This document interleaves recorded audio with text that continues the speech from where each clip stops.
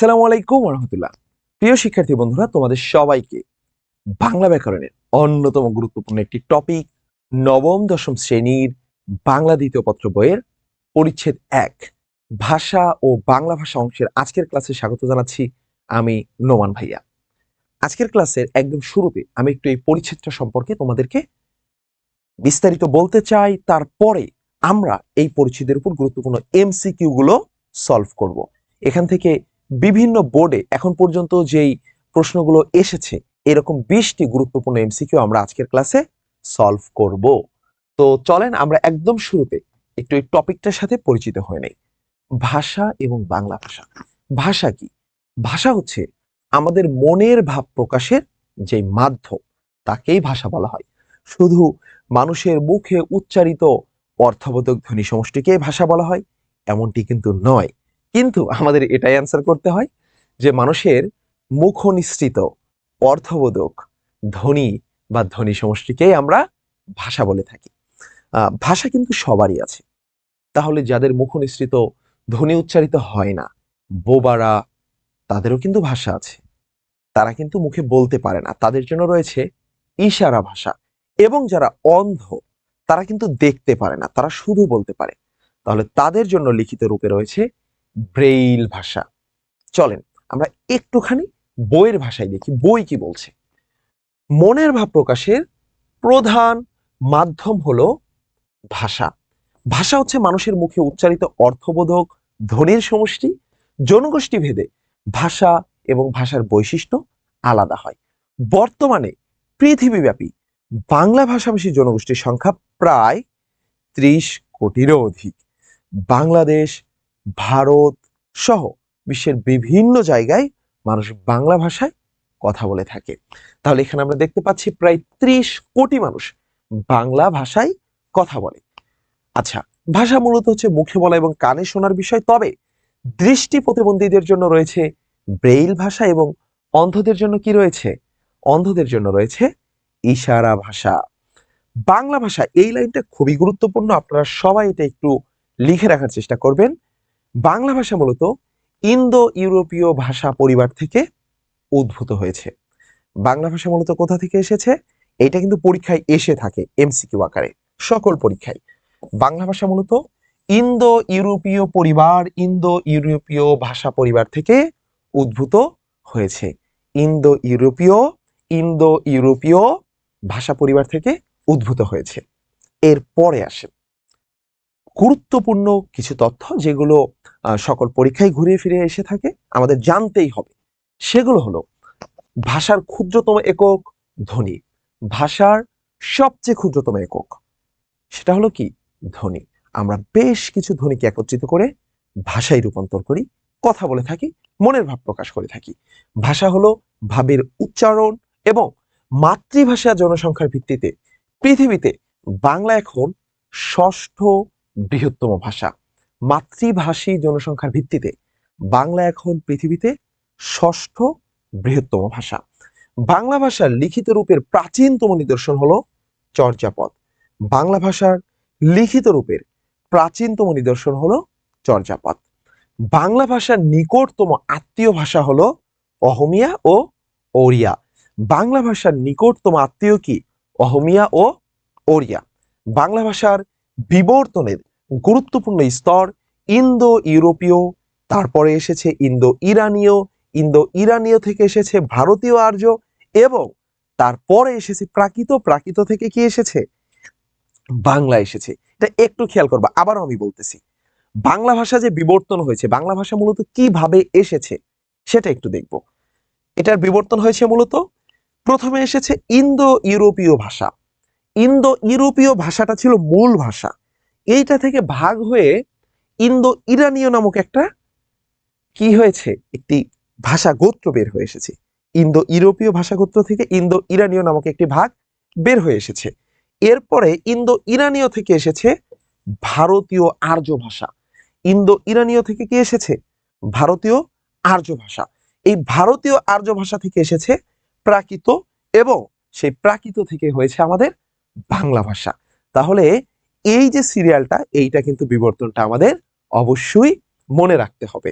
এরপরে যদি আমরা দেখি ধ্রুপদী ভাষা কি, এইটা থেকে কিন্তু প্রশ্ন হয়। ধ্রুপদী ভাষা কি? ধ্রুপদী ভাষা হলো সংস্কৃত ভাষা এবং পালি ভাষার একটি মিশ্রিত রূপ। সংস্কৃত ভাষা এবং পালি ভাষা এই দুটো মিলনের ফলে যেই ভাষা তৈরি হয় তাকে বলা হয় ধ্রুপদী ভাষা। এবং বাংলাদেশ এবং ভারতের বাইরে, বাংলাদেশ ও ভারতের বাইরে পৃথিবীব্যাপী বাংলাভাষী মানুষ আছে প্রায় 1 কোটি। তাহলে বাংলাদেশেও না, ভারতেও না, এই দুটো দেশের বাইরে আরো প্রায় 1 কোটি মানুষ আছে যারা বাংলা ভাষায় কথা বলে। ওকে, এরপরে আমরা দেখব পূর্ব ভারতীয় প্রাকৃত ভাষা থেকে বাংলা ভাষার জন্ম হয় প্রায় 1000 বছর পূর্বে। তাহলে বাংলা ভাষার জন্ম হয়েছে কত বছর আগে? প্রায় 1000 বছর পূর্বে। এবং আমরা জানতে পারি বাংলা ভাষার সবচেয়ে প্রাচীনতম নিদর্শন, সেটির নাম কি? আমি এখানে একটু তোমাদেরকে দেখিয়ে দিব। বাংলা ভাষার সবচেয়ে প্রাচীনতম নিদর্শন হলো চর্যাপদ। প্রায় 1000 বছর আগে চর্যাপদকে পাওয়া গিয়েছিল। তাহলে বাংলা ভাষার সবচেয়ে প্রাচীনতম নিদর্শন কি? চর্যাপদ। কত বছর আগে পাওয়া যায়নি, কিন্তু এটাকে পাওয়া গেছে অনেক পরে, বাট এটা প্রথম চর্যাপদ লেখা হয়েছে প্রায় 1000 বছর পূর্বে। আসো আমরা তার পরের অংশটুকুতে চলে যাই। আজকের ক্লাসে আমরা গুরুত্বপূর্ণ সব এমসিকিউ গুলো এবং সলভ করব। এই পরিচ্ছেদ থেকে যে এমসিকিউ গুলো বিভিন্ন বোর্ডগুলোতে এসেছে, এটা কিন্তু ঘুরিয়ে ফিরিয়ে আবার তোমাদের আসতে পারে, তো সেগুলো আমরা একটু দেখাবো। বাংলা ভাষার নিকটতম আত্মীয় ভাষা কোনটি? আমরা কিন্তু অলরেডি পড়ে ফেলেছি যে বাংলা ভাষাটার সবচেয়ে নিকটতম আত্মীয় হলো কোনটি হবে? সংস্কৃত পালি না, সংস্কৃত এবং পালির মিশ্রণে তৈরি হয়েছে ধ্রুপদী ভাষা, এটা কিন্তু ভোলা যাবে না। এবং অহমিয়া এবং ওড়িয়া, অহমিয়া এবং ওড়িয়া এই দুটো কি? এই দুটো হলো তোমার বাংলা ভাষার সবচেয়ে নিকটতম আত্মীয়। আমরা যদি 2 নম্বর এমসিকিউতে যাই, ভাষা ব্যবহারের প্রধান উদ্দেশ্য কোনটি? ভাষা ব্যবহার করা হয় মূলত কেন?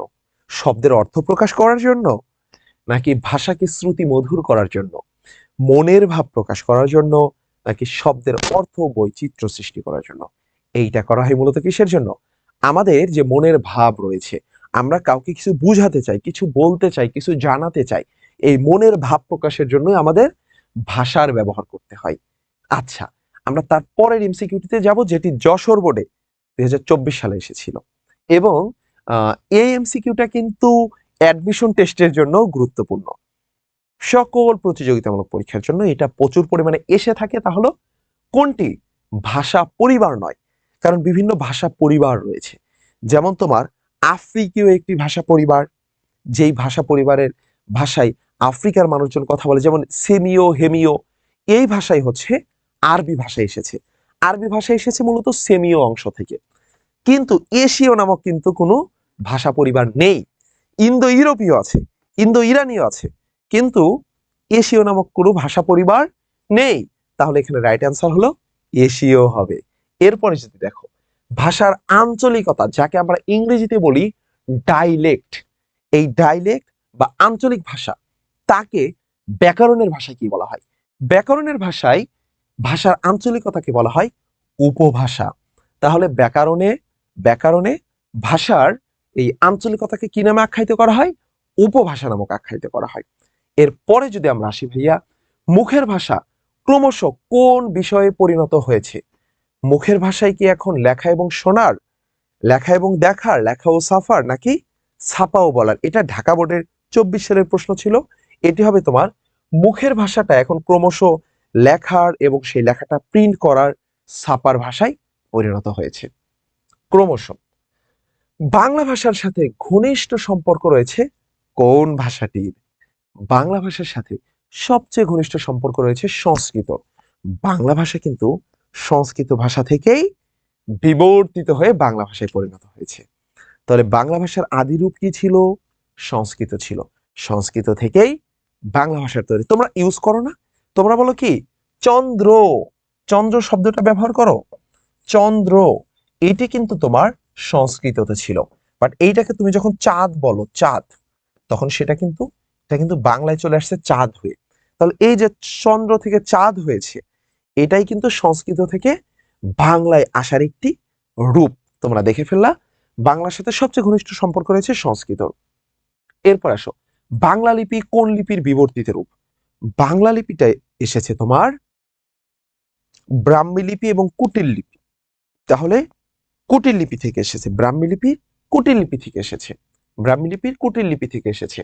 তাহলে আমরা বলবো বাংলা লিপি হলো কুটিল লিপিরই বিবর্তিত রূপ, যেটি আবার ব্রাহ্মী লিপি থেকে এসেছে। আচ্ছা, ভাষার মূল উপকরণ কি? ভাষার মূল উপকরণ হলো তোমার বাক্য।